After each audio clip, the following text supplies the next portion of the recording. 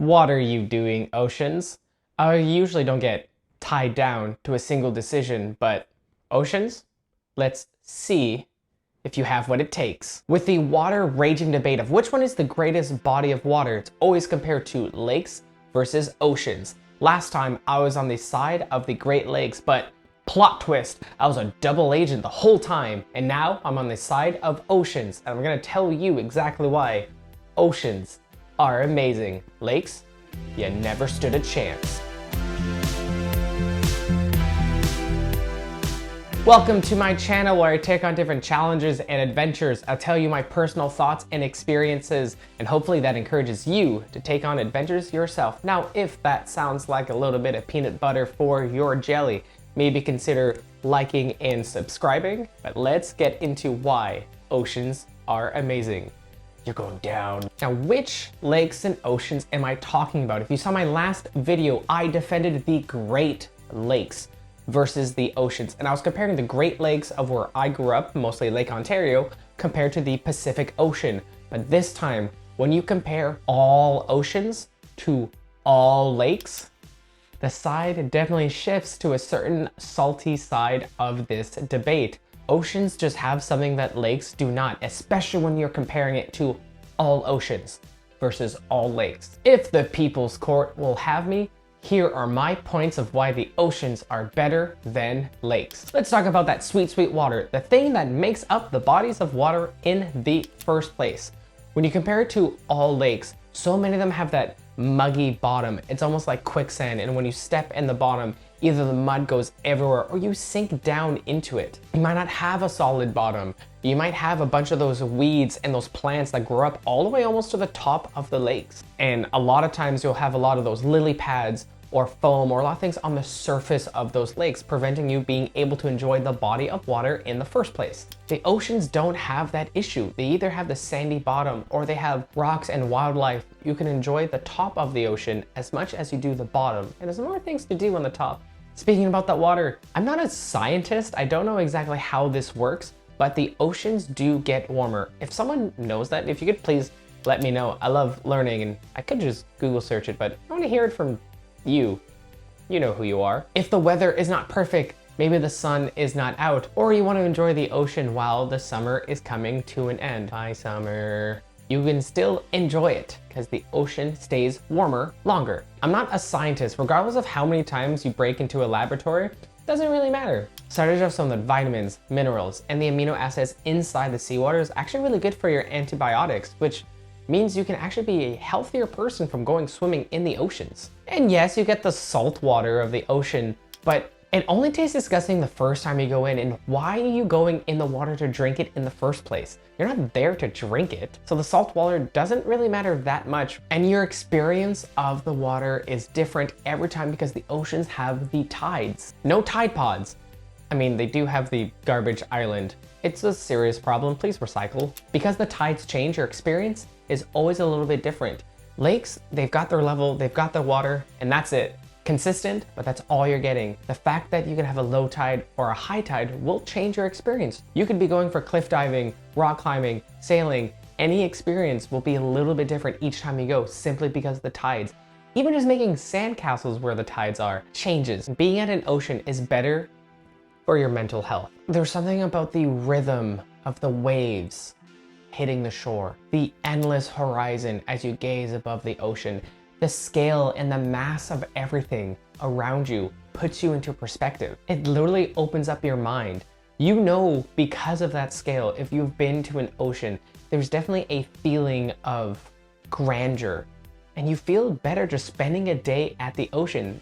Something about that perspective. Lakes, the puddles that you find in the offset of a hiking trail, nah, they don't give you the same thing. And that scale of the oceans gives it a better experience. That amazing view cannot be beat from an ocean when you see the mountains, the scale of the ocean itself, how far it goes, the size of the waves. Yes, the water is a little bit less forgiving, but that view cannot be beat. Walking by the ocean, driving by the ocean, biking by the ocean. In order to get a breathtaking view from a lake, you're gonna have to hike. You're gonna have to work really hard for it, and you're gonna have to isolate yourself in order to have this amazing view. In general, almost any spot of the ocean, you're gonna get that great view. While the lake, you're gonna have to work for it. And that size just puts life into perspective. I wonder if that's what happens with astronauts when they go into space and they see the scale of Earth versus themselves. Wow. And the marine life is more booming. I don't know what those bad boys are doing down there, but you've seen the pictures, you've seen the videos of the coral reefs, of the humongous bad boy sharks, of the octopus, the fish. Just everything about the life in an ocean is way more booming. Again, pollution is a serious issue, please recycle, but anywhere you go, it's beautiful. Just as an example, we tried scuba diving. I never know where it is. We did scuba diving, got to experience that firsthand on that marine life, and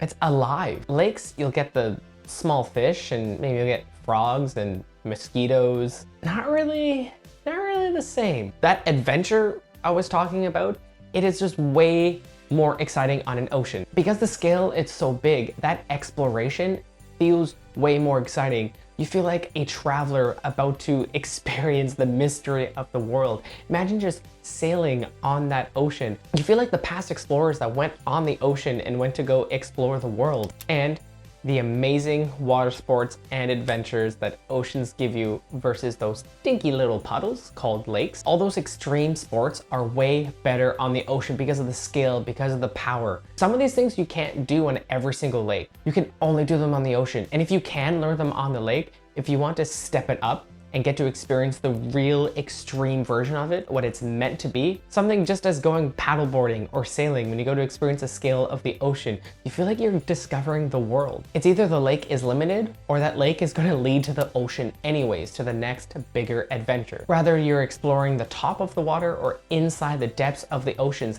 the fact that the oceans is so big, there's something about that mystery that really draws you to it. That excites the greatest adventurers. And let's say water is not your thing. Even the land of oceans is better than the land of lakes. The life and the things that you can do around an ocean is way more. You've got the sand, you've got the beaches, you've got the wildlife like oysters, crabs, shellfish. Even just walking across the beach is way more exciting than just being near a lake. On a lake, you're probably gonna have to look to find for a side path, a little spot that you can finally have. But in an ocean, you've pretty much got the whole thing. Even just the land sports, like the beach volleyball, throwing the frisbee, you can do that on land versus on the lake. You kind of have to find a very special spot and an isolated spot in order to be able to have the space to do that. And oceans have more people, but that is the culture around oceans.